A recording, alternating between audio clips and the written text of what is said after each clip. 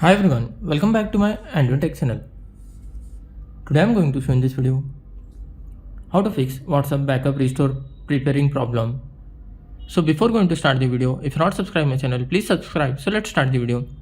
Guys, if you are facing the issue while preparing the WhatsApp backup, then I will show you how to fix this issue. First of all, you have to close your WhatsApp, then long press on your WhatsApp icon, then click on app info. Once tap on the force stop, tap on OK. Here you will find storage and cache, just tap on that. Once tap on clear cache and you will find here clear storage, just tap on that. Then tap on delete. Then go back, open your Play Store.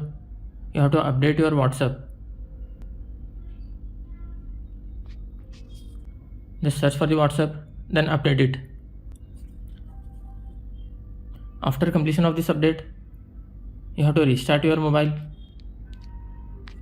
After completion of the restart, then you can try for your WhatsApp backup. It will work perfectly. That's it guys. So in this way you can fix WhatsApp backup restore preparing problem on your Android.